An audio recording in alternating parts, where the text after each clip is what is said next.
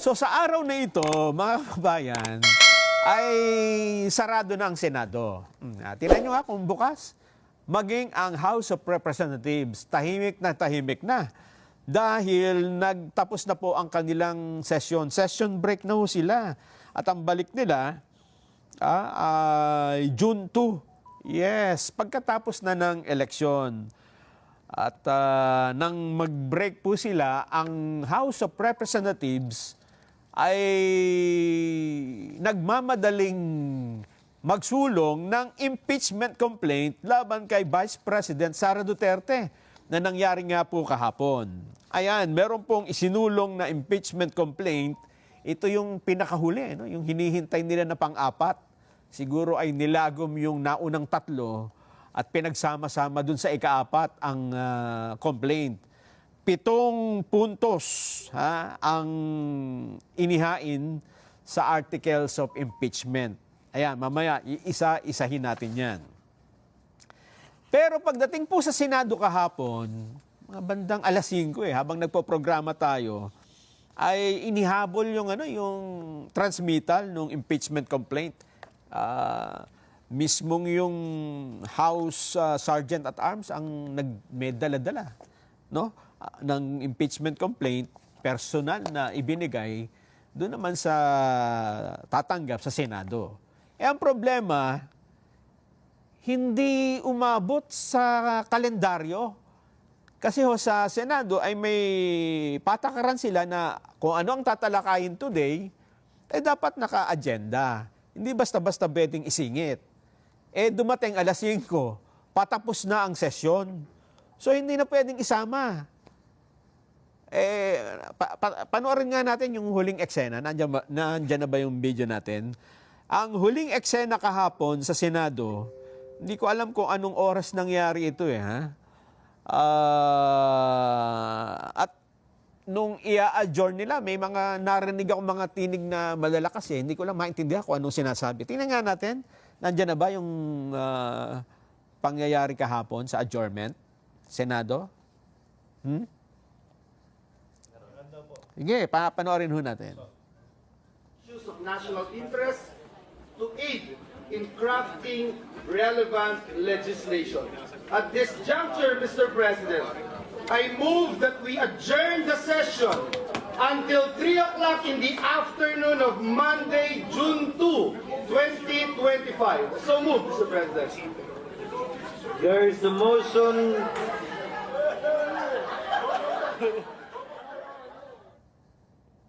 Ayun wala bang karugtong yan? Kasi inedit no? Gusto kasi natin makita bakit maingay. O meron bang nagpo-protesta o merong gustong ipakwento nga natin mamaya kay Mayan, baka napanood niya. No? Kasi yun ang dapat na tinitingnan natin. Diba? Kasi yun ang importante. Kung meron bang nagrarally sa loob?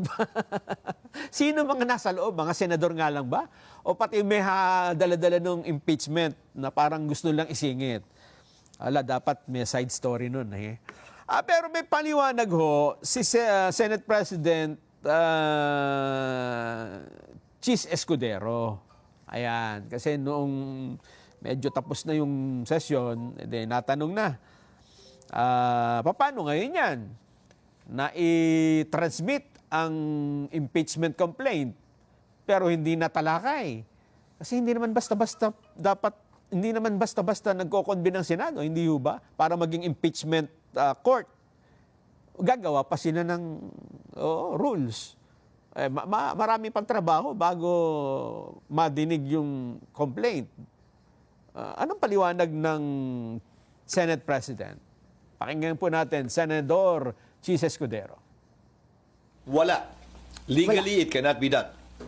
So, Legally, it cannot be done, again, as I said, because the impeachment court was not convened. The impeachment complaint was not referred to plenary for there to be a basis for the impeachment court to be convened by the Senate sitting as a legislative body, hindi muna as an impeachment court. Sir, kahit sinabi ni PBBM na ayaw niya sa impeachment dahil... Ayun. So, wala. Legally, it cannot be done. Ayun, because the impeachment court was not convened. Ibig sabihin, Hindi pa, kumbaga sa bahay, hindi pa naitayo yung korte, yung impeachment court. Wala pa. Kaya hindi pwedeng aksyonan yung impeachment complaint kahit na-transmit na dahil dapat nga dumaan muna doon sa pagko-convene ng impeachment court. Kung magkagayon, magiging June 2 na nga sa pagbabalik na ng sesyon. Ayun. Binigyan din po ni Escudero na hindi ito posible habang adjourned o sarado ang sesyon ng Senado. Dahil hindi nga po nabuo ang impeachment court. Kung nabuo sana ang impeachment court, po pwedeng mag-session yun, mag-proceed, kahit naka-break ang Senado dahil magkaiba na, Senado at saka impeachment court. Ang problema, nag-break yung Senado, nabubuo dapat ng impeachment court, so hindi pa nabubuo yung pwedeng tumakbo kahit naka-break yung Senado. Oo nga, ano. Kumbaga sa bahay, hindi pa naitayo.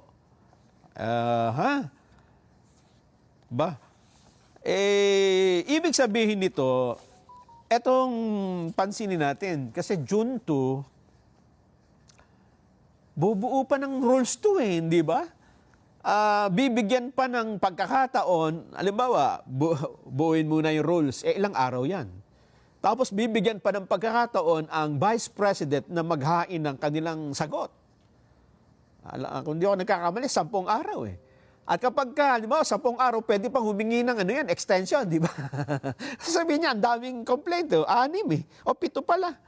7. Aabutan ho sila ng June 30. Expired na yung termino ng mga napiling congressman na magiging prosecutor, pati ng mga senador na mag-expire na ang termino, magpapalitan na. Paano yun? Yan ho ang magiging problema natin, mga kababayan. Hindi pala natin problema. Problema ng mga nagsusulong ng impeachment. Talaga naman, oo. Doon ho sa mga congressmen, kahapon ipinakita natin kung sino pumirma, hindi po ba? Tingnan natin, sino naman ang mga hindi pumirma sa impeachment? Ayan, pasilip nga, pasilip. Nasaan? Ayun. Oo, hindi natin maisa-isa ha. Madami sila. Si Revilla, yung magkakamag-anak ng Revilla pala, hindi pumirma ha. Vergara, Rivera. Legarda. Yun ha. Ito yung mga hindi pumirma. Ilan lahat ito? 215 yung pumirma, 93 ang hindi. Ayun, 93. Ang ikinagulat nga ng marami kahapon, mga kababayan, ay dun sa mga pumirma, ay number 1 pa, pinakaunang pumirma, ang anak ng Pangulo, si Sandro Marcos, na para bang siya pa ang nanguna, hindi ho ba? Kanina po ay nag-press con ang Pangulong Bongbong Marcos. Actually, katatapos lang ho yata, no? At naitanong yan sa kanya kung nag-usap ba kayo mag-ama. Ano bang nangyari? Kumonsulta naman si Sandro sa kanya. At ang sabi ho ng Pangulo ay yan ang procedure ha. Constitutional mandate niya, trabaho niya yan. Suportahan mo na lang. Yan ang sabi ng presidente. Suportahan mo yan dahil yan mandato mo bilang congressman. Ayon. So sa tingin ko ay, ewan ko kung totoo yung sinasabi niya na storm in the teacup, yung impeachment. O ito ay hindi ka makakabuti sa bawat Pilipino. Ngayon, ang kanya ng opinion ay, my opinion is not important right now. Hindi na raw importante kung anong kanyang opinion ngayon. At ang gagawin na lang niya ay mag-oobserba siya sa mangyayaring ito, sa proseso. At hindi rin naman pakikialaman ang Senado kung anong gagawin nila dito. Hindi ba? Kagaya ng ginawa ng Senado na hindi muna ito natalakay dahil late nga po dumating, hindi ba? Ay, alas 5 na ng hapon, mag-break na, hindi po ba? Siguro yan din po ang itatanong natin sa ating mga babayan para may kausap naman ako dito, ha? Kung tama ba ang ginawa ng Senado? Tama ba ang ginawa ng Senado na wag i-convene ang impeachment court? Unang-una, late nga wala pa Hindi nakarating sa... Siguro kung ngayon siya dumating, tapos bukas o today ay may session pa, baka pwede natin sabihin, ayan, nandiyan pa, may panahon pa, hindi ba? Kaya lang, hindi nyo masisisi ang Senado dahil last 2 minutes hindi naman basta ang sabi ni Senador Tolentino kahapon, ang dami pang dinidiscuss, hindi ho ba? Marami pang dinidiscuss, tinatapos bago sila mag-session break. So hindi ho nakaabot. Kayo po ang aming tatanungin. Sa inyong pong palagay, tama ba na hindi agad-agad na nag-convene ang Senado bilang impeachment court?